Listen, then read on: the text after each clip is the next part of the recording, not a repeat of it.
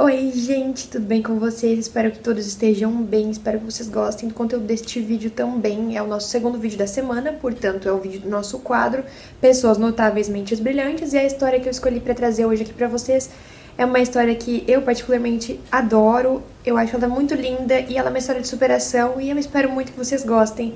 Então, vamos lá, sem enrolação, vamos começar o vídeo. Gente, a história escolhida pra trazer hoje é de uma pessoa bem especial. Ela fez bastante diferença, principalmente no quesito que se refere ao direito de pessoas com deficiência. Então ela foi uma ativista, ela lutou por esta causa e ela acabou conseguindo superar os seus obstáculos, as suas próprias barreiras, né? Que as suas limitações, né, se tornaram, no caso, ilimitações, porque aquilo ali não impediu ela de chegar no sonho dela, de correr atrás das coisas que ela queria. Então ela superou esses obstáculos, ela conseguiu até fazer bacharel em filosofia. E a história escolhida é a história da Ellen Adams Keller.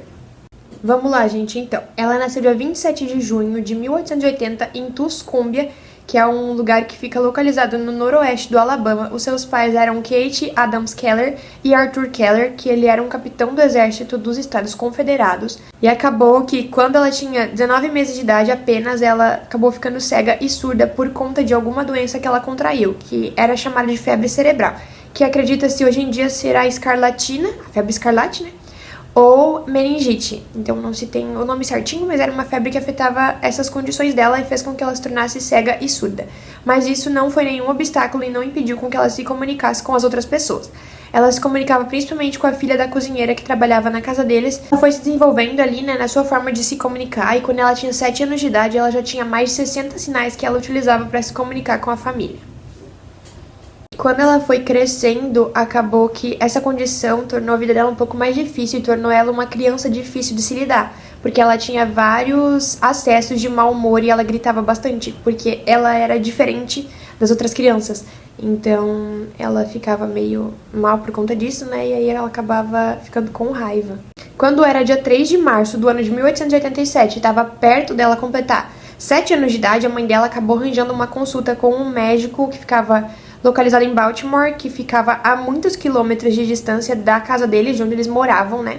Esse médico encaminhou eles para o Alexander Graham Bell, que, para lembrar vocês quem foi o inventor do telefone, e o Alexander, então, mandou ela para uma universidade, né, que era a Perkins Institute for the Blind, que ficava localizada em Boston, e lá o diretor solicitou que uma ex-aluna, né, a Annie Sullivan, e ela tinha as mesmas condições que a Ellen, então ele solicitou que essa ex-aluna fosse meio que uma espécie de instrutora para Ellen, para que ela tivesse tipo uma professora particular para ajudar ela a se desenvolver, né, desenvolver as habilidades como fala e a comunicação ali, né, para que aperfeiçoasse o que ela tinha ali, por exemplo, de sinais, enfim, para que ela conseguisse se comunicar da melhor forma com as outras pessoas, né.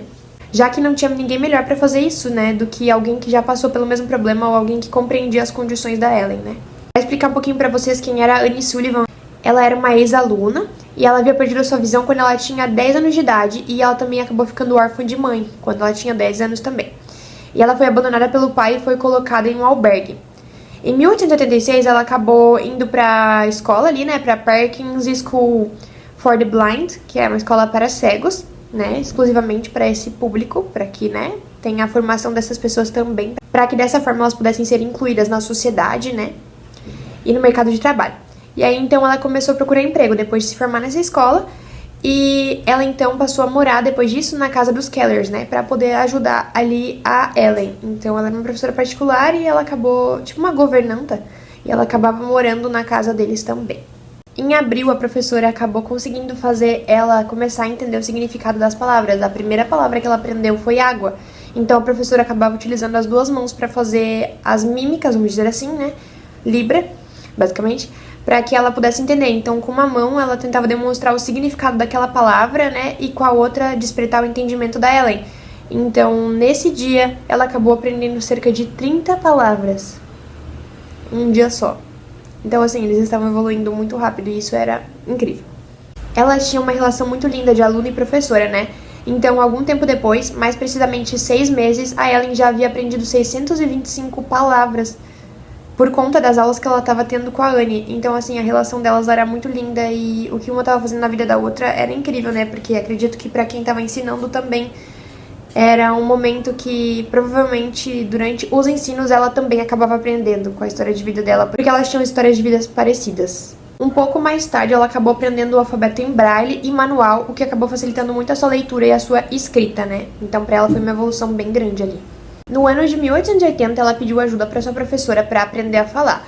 Então ela foi matriculada no Instituto Horace Mann, que era para surdos, que ficava localizado em Boston. Em seguida ela foi para a escola Wright Mason Oral School de Nova York.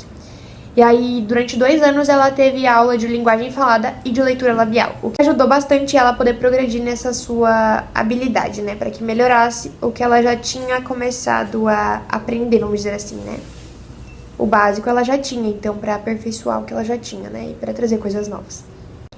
Além dela conseguir escrever, ler e falar, ela também aprendeu e estudou as matérias do currículo regular da escola mesmo, né? Que todo mundo estudava, ela acabou estudando também.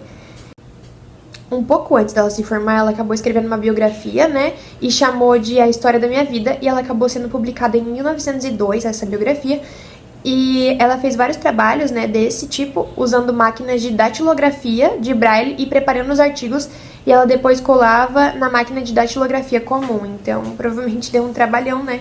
Porque a gente sabe que essas máquinas demandam bastante esforço para poder utilizar e tudo mais, né? Não é só botar lá, digitar, enfim, né? Até porque ela tinha um pouco de dificuldade no começo para fazer esse tipo de trabalho, né? Mas com o tempo, com as aulas, conforme a evolução que ela foi tendo durante a sua vida, isso tudo melhorou. Esses aspectos melhoraram bastante.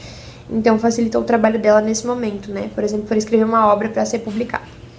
No ano de 1904, ela acabou se formando bacharel em filosofia pela Radcliffe College, e ela fez vários trabalhos em favor de pessoas com deficiência, participou também de várias campanhas pelo voto feminino e pelos direitos trabalhistas. Então ela foi uma pessoa muito importante em vários aspectos, né? De alguns problemas que existiam naquela época, e ela lutava contra eles. Então ela ia contra o que toda a sociedade talvez não aprovaria, né? Ela ia contra o fluxo, vamos dizer assim. No ano de 1924, né, dali em diante, ela foi nomeada membro e conselheira de Relações Internacionais e Nacionais do American Foundation for the Blind, que é uma instituição fundada para cegos, e ela passa informações sobre a cegueira, né, que foi fundada no ano de 1921. Então, em 1924, ela foi nomeada membro e conselheira desta instituição. No ano de 1924, ela começou então a levantar uma campanha para poder arrecadar verbas para o fundo Ellen Keller, que era para usar para bolsas de estudo, né? Então, de 1946 em diante, ela deu início às viagens. Ela fez viagem e visitou 35 países. Em 1952, ela foi nomeada Cavaleiro da Legião de Honra da França. Ela recebeu a Ordem do Cruzeiro do Sul no Brasil, o Tesouro Sagrado no Japão e o Prêmio Medalha de Ouro do Instituto Nacional de Ciências Sociais. Ela acabou, infelizmente, falecendo no dia 1º de junho de 1968 em Aston, que fica localizado no Connecticut. E nesse mesmo ano acabou sendo lançado uma obra, um filme, na verdade, que é O Milagre de Anne Sullivan, que é um drama biográfico que é baseado no livro da Ellen, né? E a Anne foi a professora da Ellen, então totalmente justo ter essa ligação, né? Esse filme baseado no livro ali, porque elas tinham uma relação muito linda de amizade ali, né? Agora eu vou estar lendo algumas frases dela pra vocês, algumas conhecidas, né? Talvez vocês já escutaram alguma dessas. A vida é uma aventura ousada ou nada. As melhores e as mais lindas coisas do mundo não se podem ver nem tocar. Elas devem ser olhadas com o coração. Quando uma porta de felicidade se fecha, outra se abre, mas costumamos ficar olhando tanto tempo para a que se fechou que não vemos a que se abriu. Evitar o perigo não é, a longo prazo, tão seguro quanto se expor ao perigo. A vida é uma aventura ousada ou então não é vida. Então, gente, essa foi a história. Eu espero muito que vocês tenham gostado. Deixem o like, né? Comentem, compartilhem. Se inscrevam no canal se ainda não forem inscritos. Deixem sugestões de história para eu trazer no próximo vídeo. E é isso. Até o próximo. Tchau!